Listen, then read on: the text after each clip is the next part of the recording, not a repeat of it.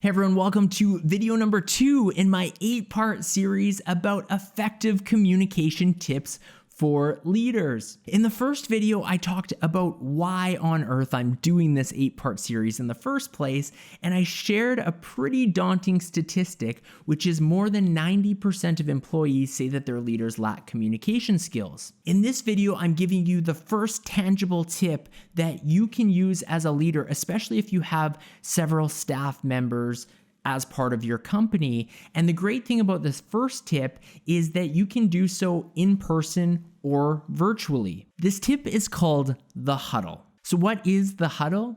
Well, I was introduced to this concept when I joined my current position with Remax of Western Canada, and every single week we get together. Obviously, before COVID, this was done in person, but now we are still able to do so on a Zoom call virtually. And the whole purpose of this weekly meeting is to answer a random question. The question may be, what was your favorite movie as a child?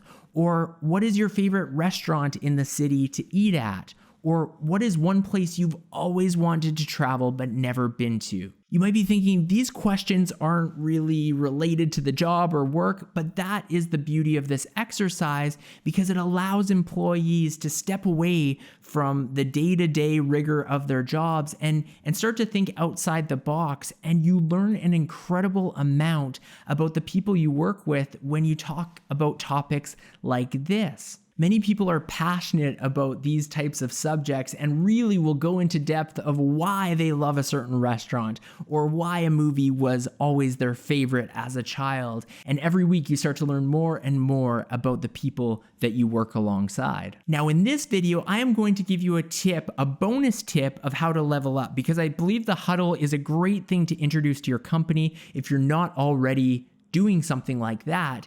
But this is a bonus tip, and this came through a conversation I had with a gentleman named Johnny Cupcakes. Johnny Cupcakes is a bit of a bizarre name. His actual name is Johnny Earl, but Johnny Earl branded to Johnny Cupcakes as part of what he calls a t-shirt bakery. And what a t-shirt bakery is it's basically a practical joke on people who think they're entering a bakery, and there's the smell of frosting and there are fridges and ovens, but when you open those, there are only t-shirts and they don't sell any baked goods. And while they maybe frustrate hungry customers, they give everyone who walks through those doors a customer experience and a story to tell. And through this, they have grown a cult-like following of people who love their brand. When I interviewed Johnny, he told me that he at his company was doing something similar, regular meetings with his staff members where they would answer questions.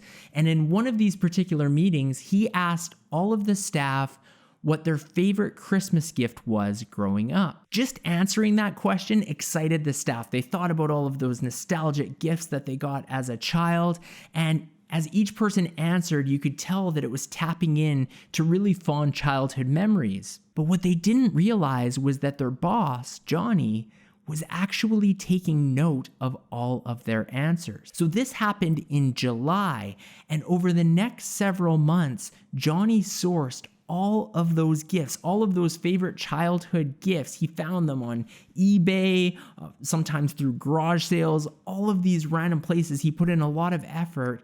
He found every single gift. And then that year at Christmas, at the staff Christmas party, he gifted all of his staff with their favorite nostalgic gift.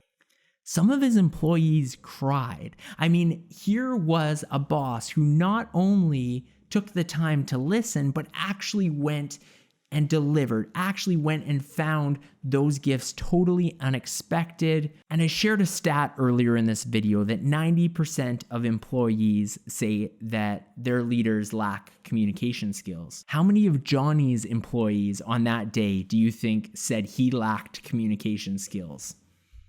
My guess is 0, because he showed that not only is he a boss that listens, but he's a boss that genuinely cares about the happiness of his employees. Now, I believe this is something you can do with the version of the Huddle. One week you could ask what everyone's favorite drink is to have on a summer patio, and then arrange a summer event where you've gone out and sourced all of those favorite drinks for people. Something like that is pretty simple to do. It takes a bit extra work, but the fact that you listened, the fact that you remembered, and that it was an unexpected surprise is going to make you that much more of an effective leader and really a more effective communicator as well. Thank you so much for watching this, the second video in this 8-part series. Like I say, there are going to be 6 more coming your way. If you liked this video and this content overall, consider subscribing to my channel. Otherwise, I hope you have an amazing day.